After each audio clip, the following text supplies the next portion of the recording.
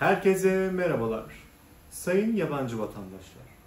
Türkiye'ye geldikten sonra ikamet izni müracaatı yapıp daha sonra red aldıysanız ve kaçak durumdaysanız artık bununla alakalı çözüm arıyorsanız bu videoyu dikkatle izleyin ve dinleyin.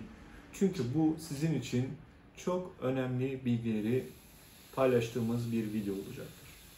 Öncelikle Türkiye'ye geldikten sonra ikamet iznine red aldığınız için artık vize ihlali durumuna düşmüş sayılıyorsunuz. Ve buna çözüm olarak Göç İdaresi Müdürlüğü sadece ev hizmetlerinde çalışanlar için istisnai bir ikamet izni vermeye başladı. Fakat burada dikkat edilmesi gereken nokta mutlaka kişinin ev hizmetlerinde çalışma izni için ikamet iznine müracaat ediyor olması lazım. Peki yabancının hangi şartları karşılaması gerekiyor? Öncelikle yabancının pasaportunun 9 aydan fazla bir süresi olması lazım. Bu olmazsa olmazdır. İkincisi, yabancı ikamet iznine müracaat ettiyse ve red aldıysa 6 ay beklemek zorundadır.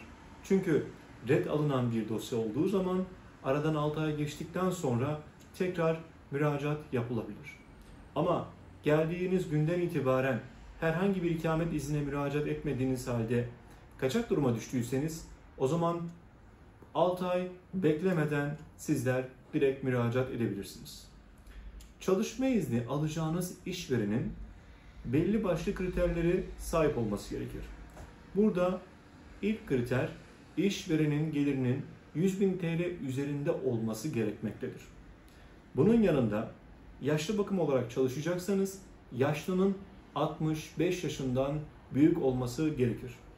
Eğer 65 yaşından büyükse ve sağlık sorunları varsa sağlık raporu da eklenmesi çok iyi olacaktır. Eğer ki çocuk bakımı olarak çalışma izni alacaksanız o zaman çocuğun 12 yaşından küçük olmasına dikkat etmek gerekir. Aynı şekilde gelirin de 100.000 TL üzerinde olması gerekir. Aynı zamanda ev hizmetlerinde engelli, hasta, yatalak olarak hizmetlerinden faydalanacağınız bir işveren bulmalısınız. Yani engelli olarak bir işveren bulduysanız engelli raporu olup olmadığına çok dikkat edin. Eğer engelli durumu çok düşükse burada ihtiyaç olmadığını düşünebilirler.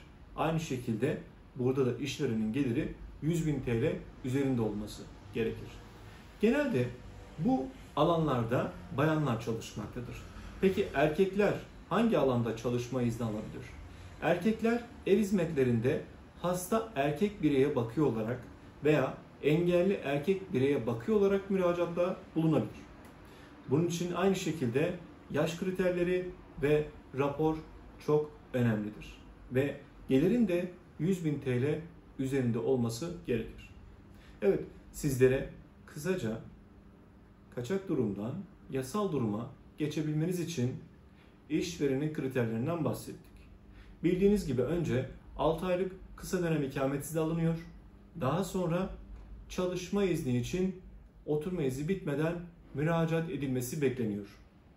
Fakat eğer işveren 6 ay oturma izni aldıktan sonra sizi çalıştırmak istemezse ve siz de o işten çıkmak istiyorsanız bu durumda hemen yeni işveren bulmalı ve ayrılacağınız işverenle anlaşarak yollarınızı ayırmalısınız. Aksi takdirde yabancı kaçak duruma düşebilir. Bundan dolayı da işveren para cezasıyla karşı karşıya kalabilir. Evet, sizlere kaçak durumdan kurtulabilmeniz için kısaca tüyolar vermiş bulunmaktayız. Eğer sizler de bu tarz videoların daha fazla görmek ve izlemek istiyorsanız abone olmayı ve takip etmeyi unutmayın. Beğeni yaparak destek olabilir. Aynı zamanda yorumlarda sormak istediğiniz soruları sorabilirsiniz. Kendinize çok iyi bakın. Hoşça kalın.